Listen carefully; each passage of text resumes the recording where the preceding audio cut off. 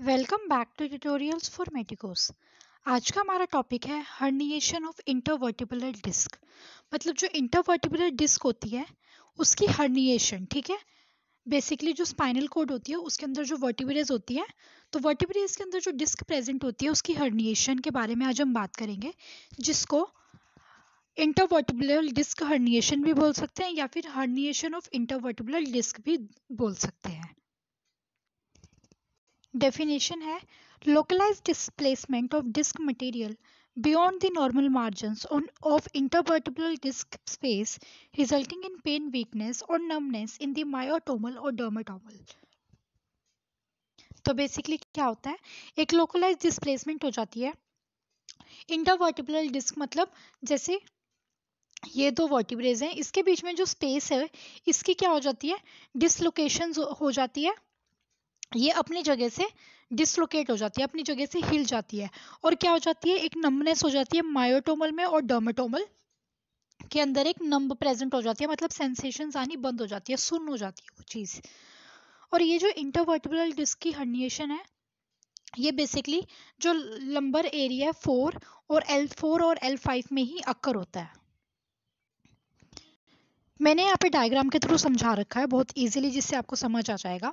Intervertebral disc के अंदर भी मतलब जैसे ये आपकी ऊपर वाली स्पाइनल कोड है, ठीक है, लेकिन जो इसका ये स्पाइनल कोड होगी, लेकिन जो उसके आसपास में जो डिस्क प्रेजेंट होती है उसकी कुछ ऐसी शेप होती है जो डायग्राम में शो रखी है।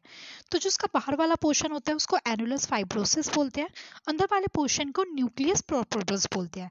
जैसे डीएनए होता है, सॉरी एक सेल का स्ट्रक्चर होता है, सेल के स्ट्रक्चर के मिडल में भी क्या होता है, न्यूक्लियस प्रेजेंट होता है।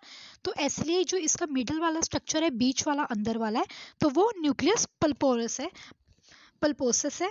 ठीक है, ये नॉर्मल डिस्क है, ये स्पाइनल कैनाल है। लेकिन अगर हम हर्निएटेड डिस्क की बात करते हैं तो हर्निएटेड डिस्क में जो नर्व रूट होंगे वो कंप्रेस हो जाएंगे और डिस्क ऐसे बाहर को आ जाएगी, जिसको हम बोलेंगे इंटरवर्टिब्रल डिस्क की हर्निएशन हो चुकी है। तो अगर हम इसकी अगली डेफिनेशन की बात करें तो क्या है, it is a medical condition affecting the spine in which a tear in the outer fibrosis ring.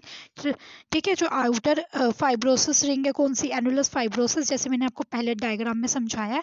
ठीक है, of an intervertebral disc allowed the soft central portion, जो soft central portion कौन सा है, न्यूक्लियस पल्पोसस, ठीक है, to bulge out beyond the outer ring. मतलब जो अंदर वाला पोर्शन होता है न्यूक्लियस वाला, वो आउटर रिंग जो एनुलस वाला पोर्शन है उससे बाहर बल्ज आउट हो जाएगा, जैसे यहाँ पे मैंने डायग्राम में शो कर रखा है। ठीक है, इस चीज को हम बोलेंगे intervertebral disc herniation.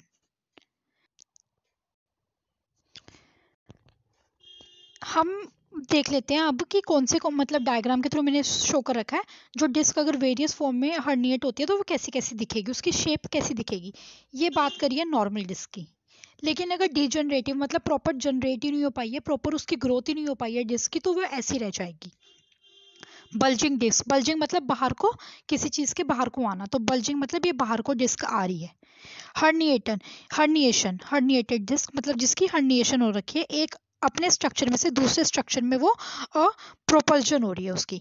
Thinning disc, पतली डिस्क है तो उसको हम बोलेंगे thinning disc. Disc degenerating with osteophyte formation, disc degenerate हो रही है और ओस्टियोफाइट मतलब जो सेल्स प्रेजेंट होते हैं बोन्स के, फाइट मतलब, फाइट का मतलब होता है सेल्स। ठीक है, तो जो बोन्स के सेल्स प्रेजेंट है उसकी क्या हो रही है, अगर डीजनरेशन हो जाती है तो उसकी डिस्क जो होगी इंटरवर्टिब्रल डिस्क, वो कुछ ऐसी सी देखने को मिलेगी।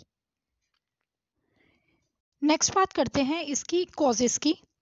सबसे पहला कॉज है एजिंग की वजह से। जैसे जैसे उम्र बढ़ती रहेगी तो हर्निएशन भी, डिस्क की हर्निएशन हो सकती है, वो उसके भी चांसेस इंक्रीज होते रहेंगे। किसी ट्रॉमा की वजह से कोई चोट लग गई है डिस्क को, अगर हम अपर वाली जो बॉडी है हमारी, ठीक है, स्पाइनल कॉर्ड से जो स्टार्ट होती है पेल्विक रीजन से, ऊपर ऊपर वाली बॉडी ट्रंकल एरिया की, ठीक है, और ऊपर वाली पूरी, तो अगर हम उसकी इम्प्रॉपर मूवमेंट कर रहे हैं, प्रॉपर उसकी मूवमेंट नहीं हो रही है, तो उसकी वजह से भी हर्निएशन हो सकती है। Smoking and excessive use of alcohol, अगर एल्कोहल बहुत ज़्यादा अमाउंट में ले रहे हैं या फिर स्मोकिंग बहुत ज़्यादा अमाउंट में कर रहे हैं तो हर्निएशन होने के चांसेस रहते हैं। लैक ऑफ रेगुलर एक्सरसाइजेस तो कर रहे हैं, लेकिन कभी कर ली कभी नहीं करी, कभी कर ली कभी नहीं करी। तो जब जब एक्सरसाइज करेंगे तो बॉडी के ऊपर उस टाइम तक स्ट्रेस पड़ेगा। लेकिन अगर हम नहीं कर रहे हैं, अगर हम रेगुलर कर रहे हैं, तो बॉडी उस चीज़ से अडेप्ट हो जाएगी। तो कभी कभी करते हैं अगर, तो फिर एक्सरसाइज वो रेगुलर नहीं होती, जिसकी वजह से जो हर्निएशन होती है उसके चांसेस होने के हर्निएशन होने के चांसेस ज़्यादा रहते हैं। डिप्रेशन की वजह से अगर बहुत ज़्यादा जो वो हो गई है, डिप्रेशन हो गया वहाँ पे, L4 कौन सा रीज़न था वो, L5 और L6 रीज़न था, या फिर L4 या फिर L5 भी आप बोल सकते हो। इन ये बेसिकली 4 रीजंस होते हैं, ठीक है। इनमें होने के चांसेस रहते हैं। मैंने 2 रीजंस आगे डेफिनेशन में मेंशन किए हुए, लेकिन आप चारों में से भी कोई 2 लिख सकते हो, ठीक है। तो इन रीजंस की वजह से क्या होएगा, जो मतलब इस पे अगर डिप्रेशन पड़ गया है, प्रेशर ज़्यादा पड़ गया है, तो डिस्क की हर्निएशन होने के चांसेस रहेंगे। Women with greater number of pregnancy के टाइम पे, डिलीवरी के टाइम पे वुमेन को जो उसका पेल्विक एरिया वहाँ पे ज़्यादा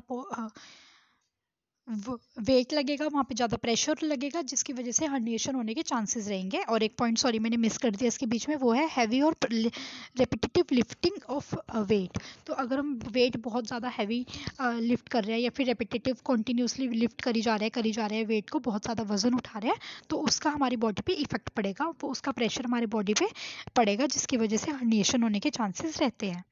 एनुलस फाइब्रोसिस डिस्ट्रप्शन, मतलब अगर जो उसका फाइबर है एनुलसिस का, अगर उसकी डिस्ट्रप्शन हो गया, उसकी वजह से भी हर्निएशन होने के चांसेस रहेंगे। ओबेसिटी, मोटापे के कारण भी हर्निएशन हो सकता है।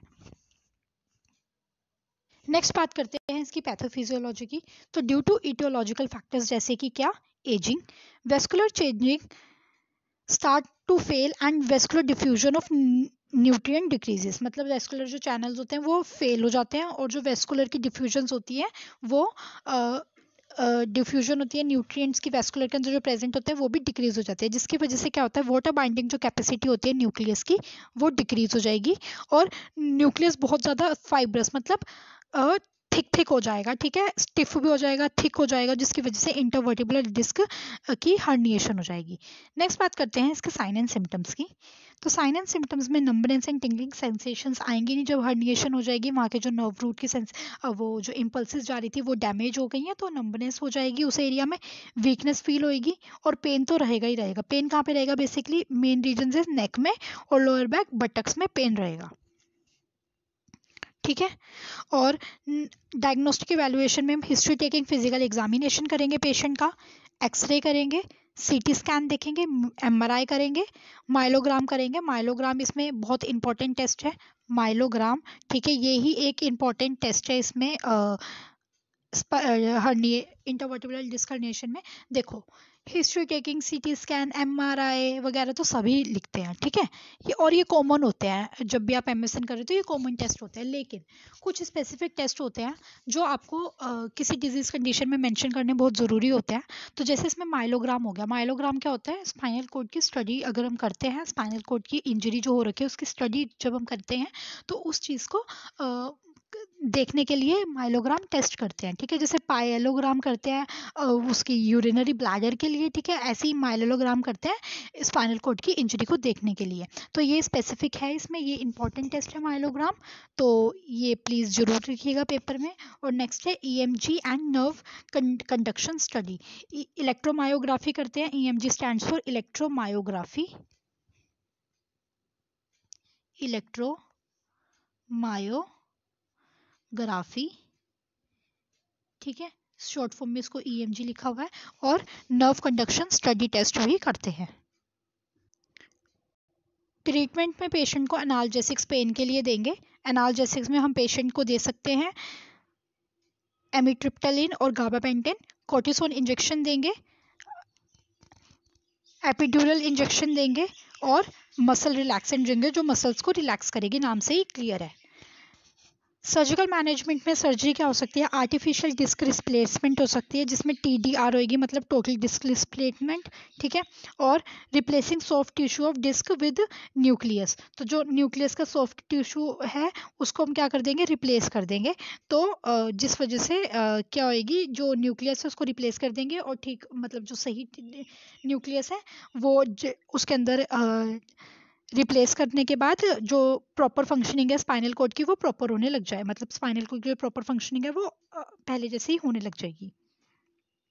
उसके बाद सर्जिकल एक प्रोसीजर करते हैं डिस्केक्टमी, जिसका मतलब होता है कि जो भी हर्निएटेड पोर्शन होते हैं इंटरवर्टिब्रल डिस्क के अंदर उसको रिमूव करके, ठीक है, उसको उस पोर्शन को रिमूव कर देते हैं ताकि जो स्पाइनल कॉर्ड है उसकी प्रॉपर फंक्शनिंग हो जाए।